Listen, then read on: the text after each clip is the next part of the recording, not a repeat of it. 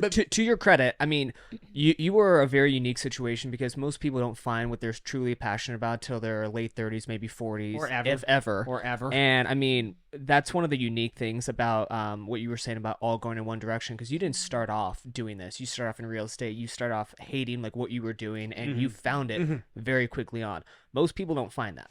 And I think when they're going through their life cycle of working for a job, and maybe it is a waste of time and they just completely do a 180 on their career, that's still a learning experience that maybe you don't get the benefit of getting because you found your passion right away. Whereas someone may have had 5 or 6 different jobs before they found their passion, and they could use all of those different jobs to help them with this new passion.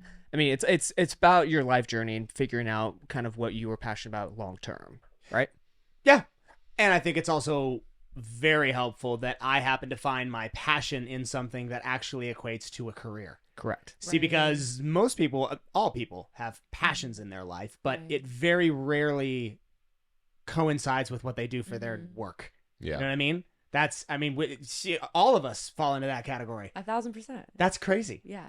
No, yeah, even I think thinking of myself, multiple job paths, like all having this link of, I really wanted to support visionaries for a very long time. I knew that was my strength. I was love like, that. how do I monetize that? I was like, how do I do that? Is that consulting? Like, what is that? And just, so yeah, over time, sometimes you're lucky it can develop. I think everyone knows what they want. I don't think everyone's brave enough to go get what they want or be able to have those pain points, uncomfortability to work through. Okay, how do I make this a career? Because that's, it's risky usually. It's really risky. Risky, and I'll say this to your credit, especially what you and I went through in the last week is a perfect example of the point I'm going to make.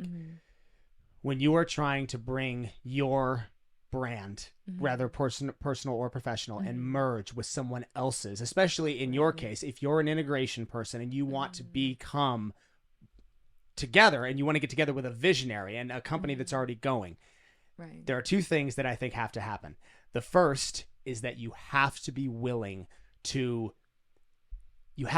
work with the person's situation that you're coming into. And you did that so beautifully with what the conversations we had, you know, the back and forth with regards to how we would structure the work, all of that kind of stuff. You did that so well. And the second thing is to create your own value. And when you partner with, because a lot of times the visionaries, they are sort of, you know, first in line in a company, and without the rest, the company would stay with them and it would get this tall. But as the company grows with the other people, that visionary is usually still up there, you know, but what I find personally most valuable with the people I work with is their ability to create their own value. Because the higher you go, the less tolerance or ability that you will have, I will have, to help someone create their own value. Whoever I work with, I cannot, to make fun of the point earlier about you want to micromanage us, I could never micromanage anyone. It's literally, okay, you manage yourself. Let's give it this amount of time and let's see what happens. And if it works, great. You brought value to yourself and to the entity as a whole. Let's keep going. Or you didn't. And that's why whenever, see, for me, the worst, I have a very, very small fuse for incompetence. I feel like most people would say they would, but when you operate on a wavelength that kind of just fuels off of positive energy and just everything going up, the minute you hit somebody who, you know, they claimed that they're going to create value or they're going to provide X, Y, and Z in this amount of time, and then you get there and they just don't.